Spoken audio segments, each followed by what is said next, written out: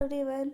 Today we are going to do class 8 science chapter number 18 pollution of air and water. तो हम देखेंगे कि किस तरह से हमारे आसपास का जल और वायु जो है प्रदूषित हो रहे हैं. So this chapter is a little bit long. So इस चैप्टर को हमने टू पार्ट्स में डिवाइड किया है. This is the part 1 and in the channel और in the playlist you can find the part 2. So let's start with the part 1. Paheli and Bujo are very excited to know that Taj Mahal in Agra is one of the 7 wonders of the world.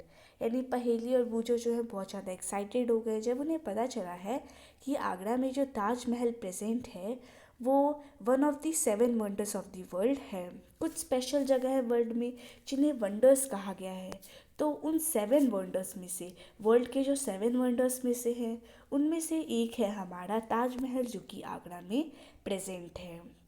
But they were disappointed to hear that the beauty of this monument in white marble is being threatened by air pollution in the area surrounding the Taj. पर जब उन्होंने सुना कि ताजमहल जो है उसकी beauty जो है उसके जो वाइट मार्बल्स है वो थोड़े थोड़े से थ्रेटन हो रहे हैं, बहुत उनकी क्वालिटी जो है वो नीचे गिर रही है, क्वालिटी अच्छी नहीं हो रही है, वो डी क्वालिटिवेटेड हो रहे हैं, तब उन्हें बहुत ही ज़्यादा डिसअपॉइंटेड फील हुआ. और ये किसकी वजह से हो रहा है? ताजमहल के आसपास जो एयर पोल्यूशन हो रहा है उसी की वजह से ताज की ब्यूटी कम हो रही है. तो अब वो बहुत ही ज़्यादा ईगरफुल है, बहुत ज़्यादा जानना चाहते हैं कि किस तरह से एयर और वाटर पोल्यूशन को कंट्रोल किया जा सकता है. We are all aware that our environment is not what is use to be. हम सबको पता है कि हमारा इन्वायरमेंट आज वो नहीं है जो वो बहुत टाइम पहले था. अगर हम बड़े बूढ़ों के साथ कहीं जाते हैं तो वो बोलते हैं हमारे टाइम में कितना क्लीन वाटर था, कितना क्लीन फ्रेश एयर था. मीडिया अगर हम टीवी खोलते हैं उसमें भी बार बार बताया जा रहा है कि इन्वायरमेंट की क्वालिटी कितनी डिग्रेड हो रही है, उसकी क्वालिटी कितनी कम हो रही है, उसकी क्वालिटी फॉल हो रही है. और हम सब जानते हैं कि एयर और वाटर की क्वालिटी में डिग्रेड होने की वजह से, उसकी क्वालिटी कम होने की वजह से हम सबके जीवन पे बहुत बड़ा इम्पैक्ट पड़ रहा है. इसी की वजह से बहुत सारे लोग जो हैं वो रेस्पिरेटरी सिस्टम से अकर होने वाली डिसीज़ेज़ को सफ़र कर रहे हैं. मतलब उनका जो रेस्पिरेटरी सिस्टम है, जो रेस्पिरेटरी ऑर्गन्स है उसमें कुछ फॉल्ट आ जा रहा है और उसी की वजह से वो कुछ डिसीज़ेज़ से सफ़र कर रहे हैं, जैसे कि अस्थमा और कोई और रेस्पिरेटरी डिसीज़. और इन सब का नंबर जो है बहुत ज़्यादा इंक्रीज़ हो रहा है. We shudder to imagine a time when clean air and water may no longer be available. इन्हें अब हमने शुरू कर देना चाहिए ऐसे टाइम के बारे में सोचना जब ना क्लीन वाटर होगा और ना ही क्लीन एयर होगा. पिछले कुछ क्लास में हमने पढ़ लिया कि एयर और वाटर की क्या इम्पोर्टेंस है, कितने ज़रूरी है वो हमारे लाइफ में. और इस चैप्टर में हम पढ़ेंगे कि हमारे सराउंडिंग में कितने हार्मफुल चेंजेस हो रहे हैं जिनकी वजह से हमारी लाइफ पे भी बहुत बड़ा इम्पैक्ट पड़ रहा है. तो शुरुआत करते हैं एयर पोल्यूशन यानी वायु प्रदूषण से.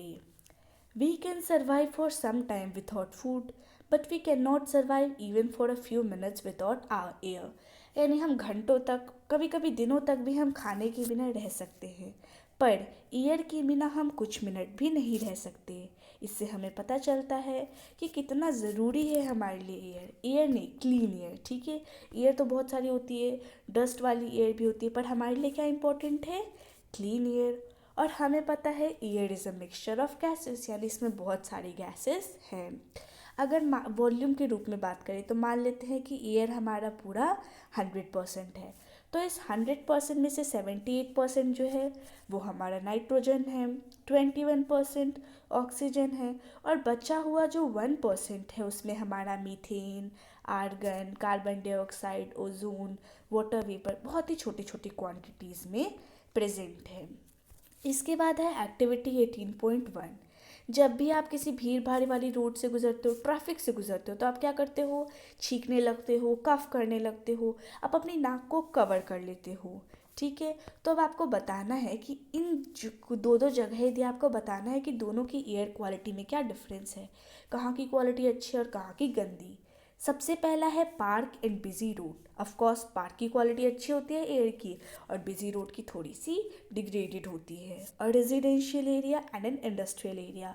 रेजिडेंशियल एरिया मतलब जहाँ पे घर बार हो, इंडस्ट्रियल एरिया मतलब बड़ी बड़ी इंडस्ट्रीज हो, फैक्ट्रीज हो। सिंपल सी बात है, रेजिडेंशियल एरिया का जो एयर है वो ज़्यादा प्योर होगा। और इसी तरह से बहुत सारे आपको एक्सपीरियंसेस बताए हैं और आपको बताना है कि कहाँ पे एयर की क्वालिटी कैसी है। So one of your observations in the above activity could be the difference in the amount of smoke in the atmosphere. उस एक्टिविटी को करके पता चल गया होगा कि स्मोक का अमाउंट, कहाँ की एयर में कितना ज़्यादा स्मोक है, कितना ज़्यादा धुआं है, इससे उसकी क्वालिटी में बहुत ज़्यादा डिफरेंस आ जाता है। तो अब ये स्मोक आता कहाँ से है, पढ़ते हैं, पर उससे पहले हम जान लेते हैं कि एटमॉस्फेयर को मॉडिफाई कौन कर रहा है। तो स्मोक या कुछ ऐसे ही सब्सटेंस जब एटमॉस्फेयर में मिल जाते हैं, उनका एटमॉस्फेयर में एडिशन हो जाता है, तो उससे हमारे जो एटमॉस्फेयर है ये मॉडिफाई हो जाता है, डेवलप हो जाता है, चेंज हो जाता है। When air is contaminated by unwanted substances which have a harmful effect on both the living and the non-living, it is referred to as air pollution. यानी मान लो हम कहीं रह रहे हैं, वहाँ की हवा कॉन्टामिनेटेड हो रही है, मिक्स हो रही है अनवांटेड सब्सटेंस से या फिर हार्मफुल सब्सटेंस से, तो उससे क्या होगा, जो लिविंग थिंग्स है या जो नॉन लिविंग थिंग्स है, दोनों पे ही हार्मफुल इफेक्ट पड़ेगा। और जब एयर कॉन्टामिनेट हो जाए बाय अनवांटेड सब्सटेंस, उसी कंडीशन को हम रेफर करते हैं एज एयर पोल्यूशन। आगे बढ़ते हैं, how does air gets polluted, यानी कैसे हवा जो है प्रदूषित होता है। So the substance which contaminate the air are called air pollutants, यानी जो सब्सटेंस एयर की क्वालिटी को डिग्रेड कर रहे हैं, उसे कंटामिनेट कर रहे हैं, उन्हें हम एयर पोल्यूटेंट्स कहते हैं। समटाइम्स सच सब्सटेंस में come from natural sources like smoke and dust arising from forest fires और वॉल्केनिक इरप्शन, यानी जो एयर पोल्यूटेंट्स है इनके बहुत सारे सोर्स हैं। आग लग जाती है तो ये रिलीज़ होते हैं, वॉल्केनिक इरप्शन होता है तो ये रिलीज़ होते हैं, बहुत सारे नेचुरल फिनोमिना की वजह से भी ये एयर पोल्यूटेंट्स रिलीज़ होते हैं। Pollutants are also added to the atmosphere by certain human activities. ऐसा नहीं है कि नेचुरल एक्टिविटीज़ इसमें कंट्रीब्यूट कर रही हैं, बहुत सारी ह्यूमन एक्टिविटीज़ की वजह से भी पोल्यूटेंट्स एटमॉस्फेयर में ऐड हो रहे हैं। जैसे कि हम फैक्ट्रीज़ बना रहे हैं, पावर प्लांट्स बना रहे हैं, automobile exhaust, burning of firewood, इन सब की वजह से हमारे एयर में एयर पोल्यूटेंट्स का एडिशन हो रहा है। आप देख सकते हैं कि किस तरह से एक फैक्ट्री से स्मोक रिलीज़ हो रहा है और वो एयर में मिक्स हो जा रहा है और एयर को कंटामिनेट कर रहा है, उसे पल्यूट कर रहा है। यानी ये जो कंडीशन है that is also related to somewhat air pollution. Many respiratory problems are cause by air pollution. Air को हम इनहेल करते हैं, इनहेल एक्सेल ब्रीथिंग से इसमें आता है रेस्पिरेटरी सिस्टम में। तो जब हम गंदी एयर को, पल्यूटेड एयर को, कंटामिनेटेड एयर को रेस्पायर करेंगे तो उससे बहुत सारे रेस्पिरेटरी प्रॉब्लम्स भी होते हैं। तो अब हम पढ़ते हैं कि हाउ द सब्सटेंस और pollutants which are present in the polluted air, पता करते हैं कि कहाँ से ये सब्सटेंस आते हैं, कैसे आते हैं, ये सब चीज़ें। हम देख रहे हैं कि शहरों में गाड़ियों का नंबर कितना ज़्यादा बढ़ रहा है, तो गाड़ियाँ क्या करती हैं, बहुत सारा हाई लेवल पे, हाई अमाउंट में वो पॉल्यूशंस प्रोड्यूस करती है, जैसे कि carbon monoxide, carbon dioxide, nitrogen oxide, smoke, ये सारे पॉल्यूटेंट्स को वो हाई अमाउंट में रिलीज़ करती है। सबसे पहले हम कार्बन मोनोऑक्साइड के बारे में पढ़ते हैं, जिसे हम CO कहते हैं। तो इसका प्रोडक्शन कैसे होता है, जब भी हम किसी फ्यूल को इनकम्प्लीटली बर्न करते हैं या फिर पेट्रोल या डीजल को इनकम्प्लीटली बर्न करते हैं, तो उससे कार्बन मोनोऑक्साइड गैस प्रोड्यूस होती है। ये जो है बहुत ही पॉइजनस गैस है और इससे हमारी ब्लड की ऑक्सीजन कैरिंग कैपेसिटी जो है वो रिड्यूस होती है। Do you know if the vehicles registered in Delhi are lined up one after the other, यानी दिल्ली में जितनी भी व्हीकल्स है जो कि रजिस्टर्ड हुए हैं, अनरजिस्टर्ड की बात ही छोड़ दो, अगर हम उनको एक के पीछे एक लगाए तो पता है क्या होगा, हमारी वर्ल्ड की जो दो सबसे लंबी नदियां हैं, नील और अमेजोन, उनकी लेंथ से भी ज़्यादा ये हो सकता है। Bujo remembers seeing a thick fog-like layer in the atmosphere, especially during winters. बूझो को याद आया कि कभी कभी ठंडियों में क्या होता है, मोटी सी फॉग की तरह जो है एक लेयर जो है एटमॉस्फेयर में बैठ जाती है और स्पेशली ये विंटर्स में होती है, तो इसे हम स्मॉग कहते हैं, जो कि किससे बनी है, स्मोक और फॉग से। So mixture of smoke and fog is known as smog. Smoke may contain oxides of nitrogen which combine with other air pollutants and fog to form smog. तो स्मोक में क्या होता है, उसमें नाइट्रोजन के कुछ ऑक्साइड होते हैं और यही नाइट्रोजन के ऑक्साइड जब एयर से कंबाइन होते हैं तो वो कुछ एयर पोल्यूटेंट्स बनते हैं जैसे कि स्मॉग। और स्मॉग जो है ऐसा नहीं है कि अच्छा है, इससे बहुत सारी ब्रीदिंग डिफ़िकल्टीज़ होती हैं जैसे कि अस्थमा, कॉफ, वीजिंग, ये सब स्मॉग की वजह से ही होती हैं। साथ ही साथ बहुत सारी इंडस्ट्रीज़ जो हैं वो भी एयर पोल्यूशन कॉज करने के लिए रिस्पॉन्सिबल हैं।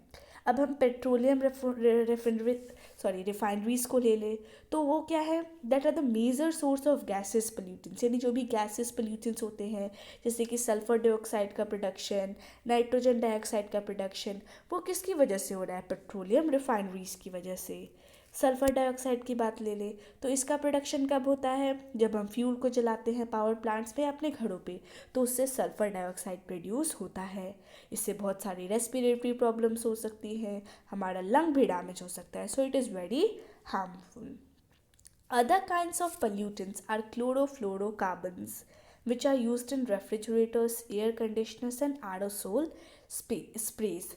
तो बताया जा रहा है कि एक और तरह का पोल्यूटेंट होता है, सल्फर डाइऑक्साइड, नाइट्रोजन डाइऑक्साइड, ये तो सुना ही है, पर ये एक डिफरेंट तरह का पोल्यूटेंट है जिसे हम क्लोरोफ्लोरोकार्बन कहते हैं। शॉर्ट फॉर्म में बोले तो CFC। इसका इस्तेमाल रेफ्रिजरेटर में होता है, एयर कंडीशनर में होता है और एरोसोल स्प्रे में होता है।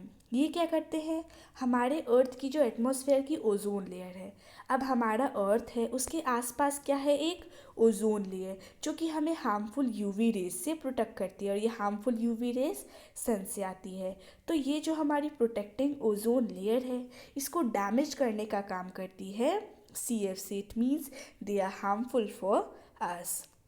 तो ये जो है हमारी मतलब हमारे प्रोटेक्शन को अवॉइड कर रही है, वो हमें यूवी रेज से बचा रही है और ये उसको हटा रही है, इसका मतलब that is also harmful for it. पर आजकल जब हमें इनके नुकसान पता चल चुके हैं तो इन CFC के बजाय किसी और कम हार्मफुल केमिकल्स का यूज़ किया जा रहा है। In addition to above mention gases, यानी ऊपर मेंशन किए हुए गैसेस के सिवाय ऑटोमोबाइल्स जो कि डीजल और पेट्रोल को बर्न करके काम करते हैं, ये भी कुछ छोटे छोटे पार्टिकल्स प्रोड्यूस करते हैं जो कि एयर में लंबे टाइम तक सस्पेंडेड रहते हैं। इससे क्या होता है, इससे क्लियरनेस, विजिबिलिटी जो है वो रिड्यूस होती है, मतलब धुंधला धुंधला सा सब लगने लगता है। Specially this is common in Delhi. जब हम इसको इनहेल करते हैं तो उससे हमें डिसीज़ हो रही है। Such particles are also produced during industrial process like steel making and mining। अब ऐसे जो particles हैं इनका प्रोडक्शन और भी होता है, जब कोई इंडस्ट्रियल प्रोसेस करो या माइनिंग करो ऐसे टाइम्स में भी इनका प्रोडक्शन होता है। अब ये जो पावर प्लांट्स हैं ये कुछ ऐश पार्टिकल्स रिलीज़ करते हैं जो कि हमारे एटमॉस्फेयर को पल्यूट करते हैं। आगे पढ़ते हैं ताजमहल की case study. Over the past 2 decades, decades का मतलब होता है पीरियड ऑफ 10 ईयर, 1 डिकेड मतलब 10 ईयर, तो 2 डिकेड मतलब 20 ईयर्स। तो पिछले 20 सालों में इंडिया का जो मोस्ट फेमस टूरिस्ट अट्रैक्शन यानी ताजमहल जो कि आगरा में लोकेटेड है, ये मैटर ऑफ कंसर्न बन चुका है, यानी सोचने वाला मैटर जो है ये अब बन चुका है। Experts have warned that pollutants in air are discoloring its white marbles। यानी एक्सपर्ट ने कहा है कि एयर में जो पोल्यूटेंट्स हैं इससे क्या हो रहा है, हमारा ताजमहल जो कि वाइट मार्बल से बना है वो डिसकलर हो रहे हैं, इनकी वाइटनेस जो है कम हो रही है। So it is not only living organism. इससे पता चलता है कि सिर्फ जीवित प्राणियों को पोल्यूशन से नुकसान नहीं होता, जो नॉन लिविंग थिंग्स जैसे कि बिल्डिंग, मोनूमेंट्स, ये सब को भी प्रभाव पड़ता है पोल्यूशन से। The industries located in and around Agra, यानी जो इंडस्ट्रीज़ आगरा के अंदर है या उसके आसपास है जैसे कि रबर प्रोसेसिंग, ऑटोमोबाइल, केमिकल्स और स्पेशली जो मथुरा ऑयल रिफाइनरी है, ये सब जो है पल्यूटेंट्स प्रोड्यूस करने के लिए रिस्पॉन्सिबल हैं। और ये बहुत सारे पल्यूटेंट्स प्रोड्यूस करते हैं जैसे कि सल्फ़र डाइऑक्साइड और नाइट्रोजन डाइऑक्साइड।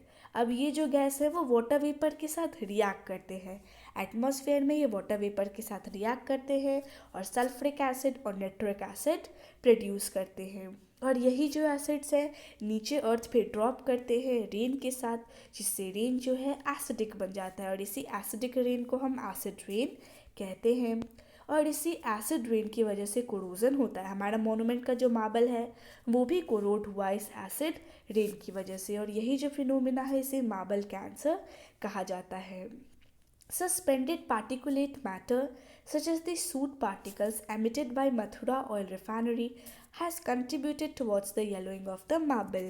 यानी ये जो मार्बल कैंसर है, हमारे एयर में जो आसपास के पल्यूटेंट्स है जो कि मथुरा ऑयल रिफाइनरी की वजह से हुए हैं, यही मार्बल के येलो होने के लिए रिस्पॉन्सिबल है।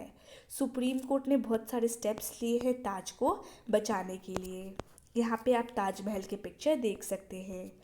इट हैज़ ऑर्डर्ड इंडस्ट्रीज, यानी इंडस्ट्री को ऑर्डर दे दिया कि आप ये सब बेकार की ये ऐसी डस्टफुल फ्यूल्स का यूज़ नहीं करेंगे, आप क्लीनर फ्यूल्स का यूज़ करेंगे जैसे कि सीएनजी और एलपीजी, यानी कॉम्प्रेस्ड नेचुरल गैस और लिक्विफाइड पेट्रोलियम गैस। साथ ही साथ ये जो ऑटोमोबाइल्स हैं इन्हें स्विच कर देना चाहिए over to unleaded petrol in the Taj zone, यानी ताज जोन में ज़्यादा ऑटोमोबाइल्स, ताजमहल जिस जोन में है उसके आसपास ज़्यादा ऑटोमोबाइल्स को नहीं आना चाहिए। तब आपने एल्डर से डिस्कस कीजिए और बताइए कि 20-30 साल पहले किस तरह का था ताजमहल।